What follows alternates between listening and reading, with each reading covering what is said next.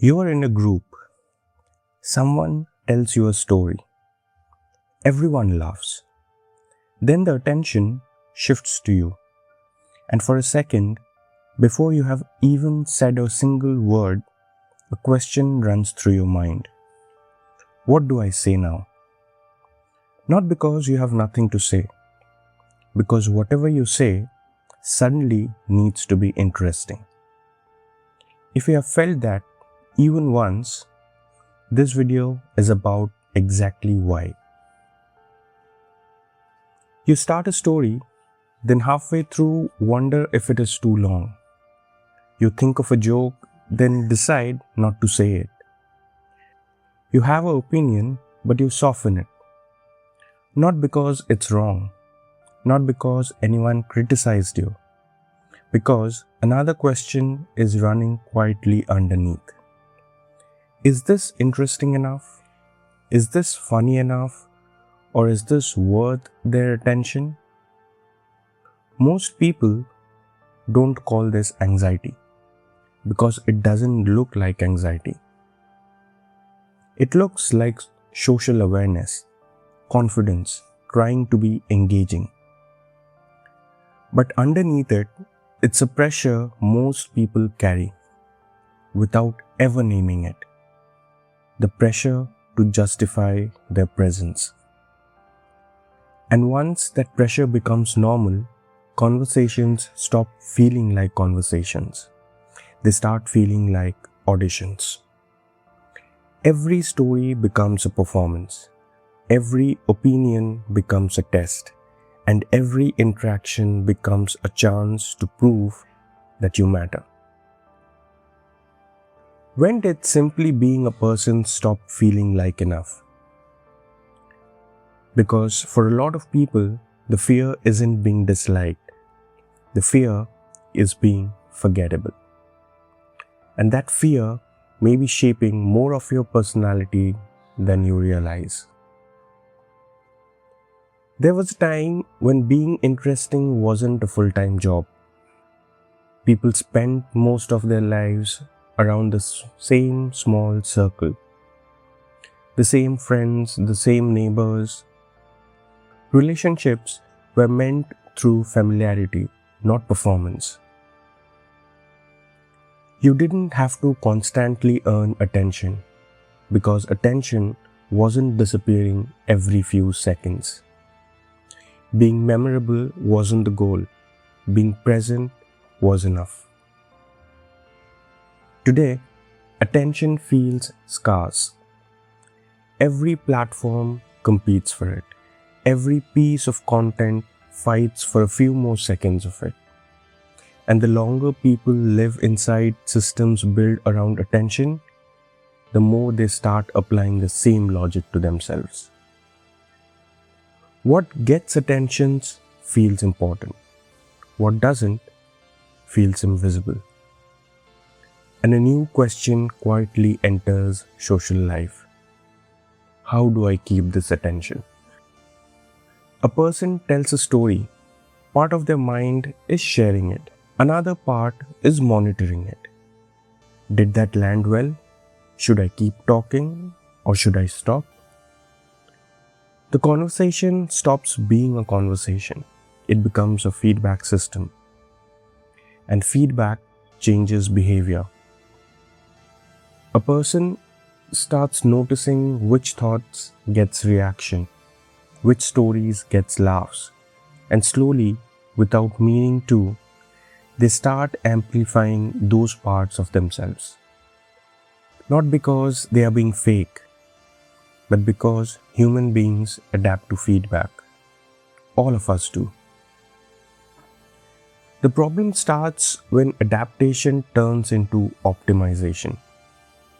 Instead of what do I think, a person starts asking what will people find interesting. The difference sounds small. Psychologically, it changes everything. Because connection and attention are not the same thing. Connection asks, who are you? Attention asks, what can you give me? Connection grows slowly. but attention is immediate. And when people chase attention long enough, the two starts to blur. Being noticed starts feeling like being valued. Getting attention starts feeling like being understood. But someone can pay attention to you without knowing you at all. And the problem isn't that attention feels good. It does. That's not unusual. The desire to matter is deeply human. The problem is when significance becomes dependent on holding attention. Because attention never stays still. Today's interesting story is tomorrow's forgotten one. And if your sense of value is attached to keeping it, you have taken on a problem that can never actually be solved. This is where a quiet fear starts to show up. Not the fear of rejection, the fear that if you stop performing, people might stop paying attention. And if they stop paying attention, what does that say about you? That question rarely shows up directly, but it sits underneath, shaping conversations, shaping identity. Because once attention becomes currency, being interesting stops feeling like a bonus. It starts feeling like a requirement. Most people think they want attention, but attention usually isn't the thing that they are actually looking for. What they want is reassurance that they matter, that their presence leaves some kind of a mark. Attention just feels like evidence of that, which means a lack of attention starts feeling like evidence of the opposite. A person tells a story. Nobody reacts. Objectively, nothing happened. People were probably just distracted, tired, thinking of something else. But the mind doesn't usually stop at that event. It starts interpreting. Was that story boring? Then am I boring? Just notice how fast that shift happens. A moment becomes a conclusion. A reaction becomes a verdict on who you are. A conversation feels awkward, so I must be awkward.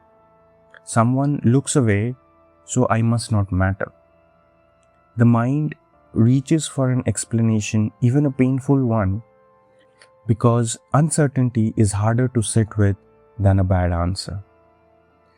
And for a lot of people, that answer settles into something specific. The fear of being forgettable. Not invisible, but forgettable.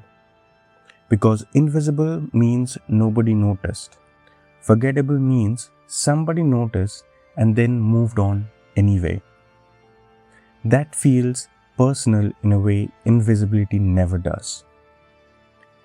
And modern culture spends a lot of energy teaching people that significance comes from standing out.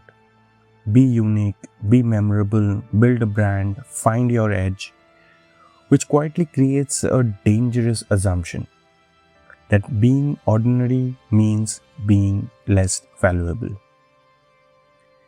If your value depends on being memorable, every interaction becomes a test. You stop entering rooms to connect, you enter them to perform. Part of your attention turns inward, monitoring, comparing, how am I doing, do I seem boring?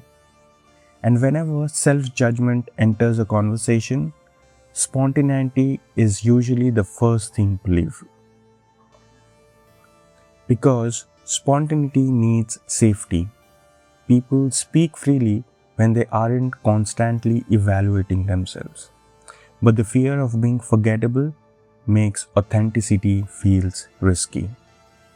Because the real you offers no guarantee. The real you might be quiet sometimes, ordinary sometimes. So you compensate. More entertaining, more polished, more strategic. Not to deceive anyone, but to avoid a fear. The fear that if you stop adding value every second, people will stop valuing you altogether. And that creates one of the largest loops in modern social life. The harder you try to be interesting, the harder it becomes to simply be yourself. Until eventually a question shows up that you never expected to ask. If people enjoy being around me, do they enjoy me? Or do they enjoy the version of me that keeps performing? One of the strangest effects of this fear is that it quietly changes what a conversation is even for. It stops being a place where two people meet and starts becoming a place where one person proves themselves. Connections ask, can we understand each other? And performance asks, can I impress you? Connection listens and performance calculates. You can feel it happening in real time. Someone is talking, but instead of listening, you're preparing your next line. Part of the conversation is still happening. Part of you has already left it for the stage. Did I say enough? Did that story work? Should I say something else? Every smile becomes feedback. Every silence becomes feedback. And once feedback becomes the focus, enjoyment disappears. Think about the last time you felt completely comfortable with someone. Not impressive, comfortable. Notice what was missing. You weren't monitoring yourself every few seconds. You weren't calculating your value in real time. You were just there. That is what safety feels like, the absence of constant self-assessment. But for a lot of people, conversations don't feel safe anymore. Not because other people are hostile, but because they have become their own evaluator. Someone tells a story. Instead of enjoying it, you start comparing. Do I have a better one? A funnier one? The interaction quietly turns into competition.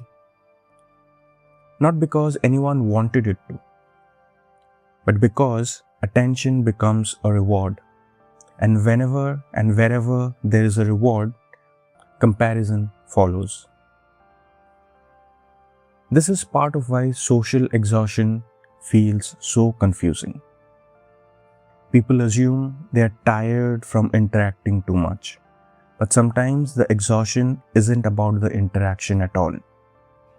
It's from the performance running underneath it. Imagine giving a presentation for an hour. Most people feel drained afterward. Not because speaking is hard, but because self-monitoring is exhausting. Now imagine carrying a smaller version of that same process into dinner, into work, into every group chat, each moment requiring a little bit of impression management. Individually, it feels like nothing, but collectively, it becomes exhausting. And the saddest part is, most people doing this are not just chasing admiration.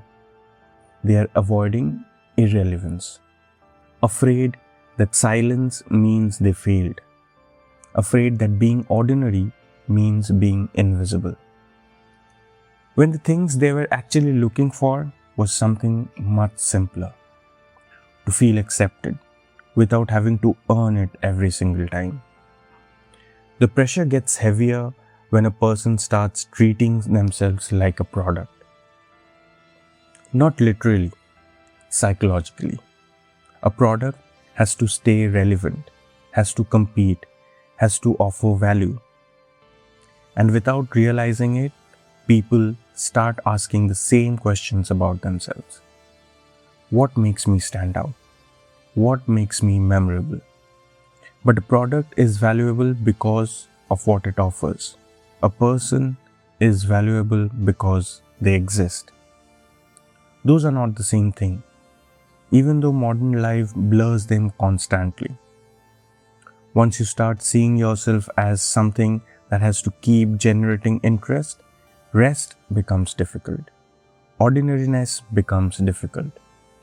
Think about how often people abandon a part of themselves, a hobby, a thought, a feeling, simply because it doesn't seem impressive enough to share. Not rejected by the world, rejected by themselves first. The internal audience takes over, and the internal audience always wants more. More entertaining, more impressive, more memorable, but never enough. And there's no finish line because interesting is relative. There will always be someone funnier. There will always be someone more impressive. If your value depends on standing out, security becomes impossible. The comparison never ends. It starts to resemble hunger. Not because attention is bad, but because attention was never built to satisfy that what you are actually asking for it. Attention can make you visible. It can't make you feel secure. It can make you noticed. It can't make you feel worthy. Yet people keep asking it to do it both. And when it fails, they blame themselves. Maybe I am not interesting enough. But maybe the problem was never lack of interesting qualities. Maybe the problem was asking attention to answer a question it was never capable of answering. Most people aren't actually trying to become interesting. They are trying to become significant. And those are very different things. Interesting people attracts attention. Significant people feel that their existence matters. One is external, the other one is internal. But modern life blends them so completely, they are hard to tell apart. A person receives attention and mistakes it for significance. Receives engagement and mistakes it for connection. For a moment, the feeling is similar, which is why the confusion lasts so long. Someone walks into a room, everyone notices them. That feels good, of course it does. Then they leave the room, the attention disappears. What remains? Attention is temporary by nature. It arrives, it leaves, it moves on. But people keep trying to build permanent self-worth on something that was only ever designed to be temporary. And that creates a strange instability. More attention, more confidence. Less attention, more doubt. The self becomes tied to feedback. And feedback is one of the most unstable foundations a person can build. Because the goal was never actually attention. The goal was certainty. Certainty that you matter, that you belong, that you are enough. And attention cannot provide certainty. Only temporary evidence that always needs renewing. This is why some of the most visible person will still feel completely unseen. Because attention answers, do people notice me? The deeper question is always, do people know me? Those are not the same thing. A stranger can find you fascinating without understanding you at all. And maybe that's what most people are actually searching for. No admiration, no applause, understanding. The feeling that someone can see the ordinary parts of you and stay anyway. Because deep down, most people aren't afraid of being boring. They are afraid that if they stop performing, nobody will remain. And that creates a painful loop. You perform to secure connection, but the more you perform, the less certain you become that the connection is even real. Do people value me or what I provide? Once that question enters your mind, the search for attention starts feeling strangely empty. Because you were never looking for attention, you were looking for proof that you matter without having to earn it. And attention can never give it to you. Here's the strange part. The people we feel safest around are rarely the most interesting people we know. They are the people who makes us feel the least evaluated. Think about the relationships that most matter in your life. What makes them valuable isn't constant entertainment. It's acceptance, the feeling that you don't have to perform in order to belong, that silence is allowed, that ordinary moments are enough. Because the qualities that create attention are not always the qualities that create trust. And safety matters more than people realize. Because nobody can fully be themselves while constantly monitoring how they are being perceived. That is why the pressure to be interesting feels so exhausting. Not because the standard is impossible, because it never stops. There's always another level, another impression, another version of yourself to maintain. Until you ask the only question that actually matters. Interesting to whom? Because the answers keeps changing. What one person finds fascinating, another ignores completely. Attention has no stable definition. Which means building your identity around it means building on ground that never stops shifting. But something shifts when a person stops organizing their worth around attention. Not immediately, but gradually. A conversation becomes a conversation again, not an audition, not a test. You stop measuring every reaction, and for the first time in a while, you become available to the moment itself. You listen more carefully. You speak more honestly. You become less concerned with what is being remembered and more concerned about simply being present. Which is strange because presence was probably what people were looking for all along. Not attention, just presence. The ability to show up without constantly imagining how you are perceived. Because no human being can be interesting all the time. And trying to be usually creates the exact anxiety people are trying to escape. Maybe the goal was never to become more interesting. Maybe the goal was to become more comfortable being ordinary. Not ordinary as in insignificant, ordinary as in human. Human beings are not valuable because they are constantly fascinating.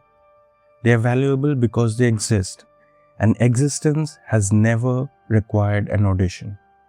The pressure to be interesting comes from treating attention as proof of value. The freedom comes from finally seeing they were never the same thing at all. If this video made you reflect on your own relationship with attention, consider subscribing to Unsaid. And if you have ever felt the pressure to be more interesting than you really want it to be, leave a comment below. I would like to hear your experience.